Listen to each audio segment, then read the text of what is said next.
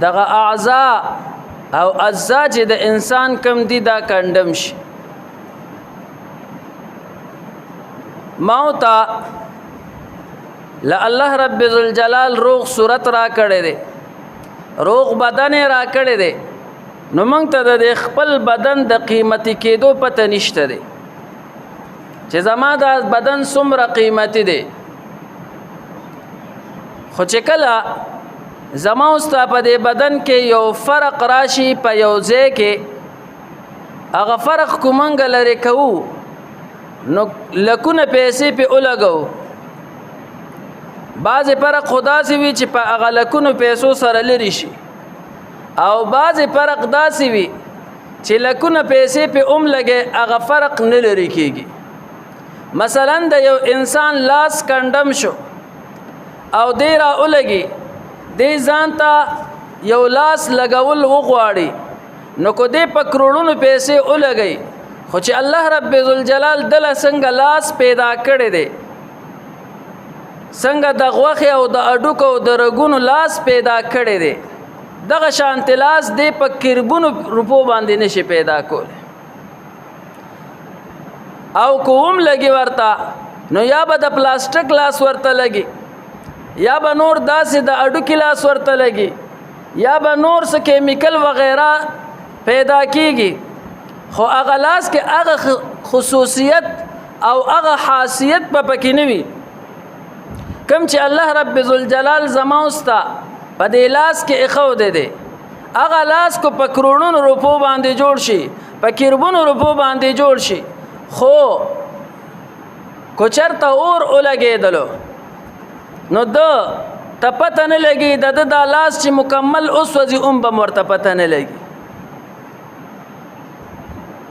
او د دې لاس خاصیت دا دی کله چې معمولی ګرموالی راشي نو تا ته پې ډایرکټ پته لګي او ډایرکټ تا ته دا معلومه شي چې دلته ګرموالی دی دلته یخوالی دی. نو د انسان د اجزا د قیمتي کېدو پته اله لګي کله چې دا زمونږ نه نیمګړي شي. خو د یو انسان سترګه خرابه شوه، ړنده شوه، نو کو دی را ولګي بل سترګه ولګي، هغه بل سترګه کو په کروڑونو اربونو روپو باندې ولګي، دغه سترګه د هغې سترګې په شان دی کومه چې ما تعالی الله رب ذوالجلال را کړې ده هغې ته نه رسیږي. یا دغه شان دی ما تعالی الله پاک غوږونه را کړي دي، په دې غوږونو باندې ما تاسو اورو، کو دغه سماعت او دغه اوریدل زمنګ نه الله پاک لري کی، نو کو منګه په کروڑونه پیسې ولګو نو هغه شانته اوریدل بیا منګه نشو حاصلوله. علا کل حال د انسان د قیمتي کېدو پته اله لګي چې د انسان د اعضا کندم شي. نور انسان الله رب ذوالجلال ډیر قیمتي پیدا کړی دی.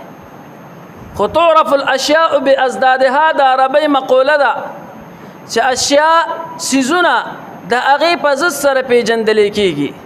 تور به اله پیژنې چې تا چرته سپین لیدلی وي، او سپین به اله پیژنې چې تا چرته تور لیدلی وي، ښکلی به اله پیژنې چې تا بدرنګه لیدلی وي، او بدرنګه به اله پیژنې چې تا ښکلی لیدلی وي، یخ په اله پیژنې چې تا ګرم لیدلی وي، او ګرم به اله پیژنې چې تا یخ لیدلی وي.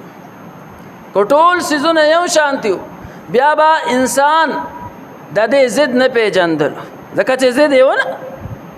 علا کل حال نو دا انسان الله رب ذوالجلال قیمتي پیدا کړی دی، دومره قیمتي پیدا کړی دی کو یو انسان مړ شو او دا ټوله دنیا را ولګي او یو ډاکټر لی ورکې یا یو لوی ساینسدان لی ورکې او ورته وی دکې روح واچوه او دا انسان واپس را پاسوه، نو په دې تمام دنیا په قیمت باندې دقه یو انسان ډاکټران ساینسدانان لوی لوی ماهرین نشي راپورته کولی.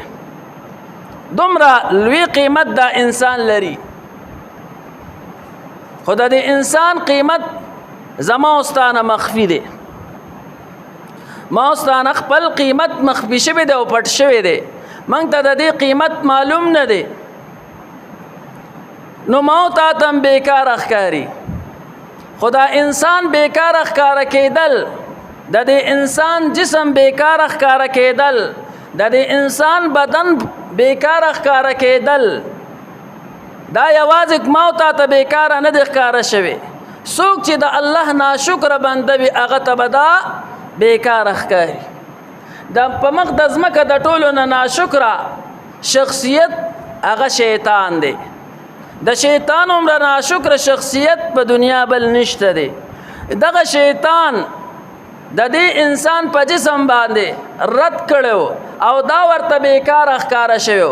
دی شیطان ویلیو خلقتنی من نار وخلقته من طین، زه دې د اور پیدا کړی ما. دا حضرت آدم علیه السلام دا د خټې نه پیدا کړی دی. نو زه ډېر بهتر یم خټه لاس شی دی او خاوره لاس شی دی، دا خو ډېر بیکاره څیز دی. یعنی آدم علیه السلام ته بیکاره وي، جسم انسانی ته بیکاره وي، بدن انسانی ته بیکاره وي، چې دا خو ډېر بیکاره دی او ډېر فضول څیز دی. دا اعتراض شیطان هم کړو. نو د الله نافرمانه بنده، د الله ناشکره بنده، دته به د انسان قیمت نه وي معلوم. او څوک چې د الله شکر گزار بندگان دي نو دته به د انسان قیمت معلوم وي. د انسان قیمت ډیر اوچت دی، ډیر بلند دی، خو زما استانه پټ دی، ما تا ته پته نه لګي چې د دې انسان قیمت څومره دی. یو کس راغی رسول الله مبارک ته وای، رسول الله مبارک زما پلار دی، زمانه اوړه پټي، زمانه غله پټي، زما په رپورټ ولیکه، زما اعتراض ولیکه. رسول الله مبارک د دغه وخت سپاهي سلمہ ابن اکوا رضی الله تعالی عنہ ته وی لاړ شه او د پلار راوالا، د په دا اعتراض دی چې دا زمانه اوړه پټي، دا زما مال خوري، لاړ شه رای والا. کله چې سلمہ ابن اکوا رضی الله تعالی عنہ دغه کس لراغه و استاد وی پتا باندې رپورټ کړی دی، رسول الله مبارک لراغله دی چې زما پلار زمانه اوړه پټي، زمانه غله پټي. پلار ډیر سخت خپه شو، پجړا شو او پزړه کې وای زما دې زوی زما دومره خیالونه ساتو، دې بچوګو ما بدل د خپل خلیص ورکو ځان به می اوګه پرې خو دو خو دې به می مړاو، دې بچي ګرمي به پیوا ما بزان ګرمۍ له ورکو، دی به مې یخو، د باندې بچی یخني وه خپل ځان به مې یخو، دی به مې ګرمو، که دله به خوب نه ورتو زه به ویښومه، ځان له به مې شوګیرې اختیارول او دله به مې خوب ورکو، دله مې کور جوړ کړی دی، دله مې واده کړی دی، دا هر څه مې وله کړي دي، د زما دونه خیال ونه ساتو. رسول الله مبارک ته زه داسې وشرمولمه او رسول الله مبارک ته وایي چې د زما اوړه پټ کړي دي، د زما غله پټه کړې ده. کم از کم دومره به ویلو چې زه پلار مې نه دی، ګاونډي مې دی، ګاونډي مې نه دی، یو نوکر مې دی، نوکر مې نه دی، یو عام مشر دی، دومره خو به زما خیال ساتلو. په زړه زړه کې دا صحابي جاړي او را روان دی سلمہ ابن اکوا رضی الله تعالی عنہ سره د رسول الله مبارک مجلس ته چې را ورسېدو، د هغې نه مخکې جبریل علیه السلام را رسېدلی دی. آقای نامدار محمد رسول الله صلی الله علیه وسلم جبریل علیه السلام بیان فرمای د دغه صحابین الاول هغه تاسو که چې تا په زړه کې څه ویلې دي بیا ورله مسله حل کا. رسول الله مبارک له چې کله دا صحابي راغی ورته وی مسله برستو حل کو، ستا د زوی رپورټ برستو حل کو، ستا د زوی مقدمه برستو حل کو. دا راته ووایا کله چې تا پسې زما صحابي درغې سلمہ ابن اکوا رضی الله تعالی عنہ درغې په دغه وخت کې ستا په زړه کې څه راغلي وو هغه راته ووایا. دی لګیا شو هغه تمام قصه بیانې کومې چې په زړه کې راغلي وو. رسول الله مبارک ته وی رسول الله مبارک تاسو ته چا ووی دا خو ما دې صحابي ته هم نه دی ویلې، دا خو ما په ژبه باندې هم نه دی ویلې، دا خو ما په زړه کې ووی. رسول الله مبارک تاسو ته چا ووی؟ رسول الله مبارک ورته وای ما ته الله رب ذوالجلال جبريل عليه السلام راولېګو او هغه راته وی ستا په زړه باندې الله عالم دی. دغه صحابي وای ښه زما په زړه باندې الله رب ذوالجلال عالم دی، زما د زړه په حرکاتو باندې عالم دی.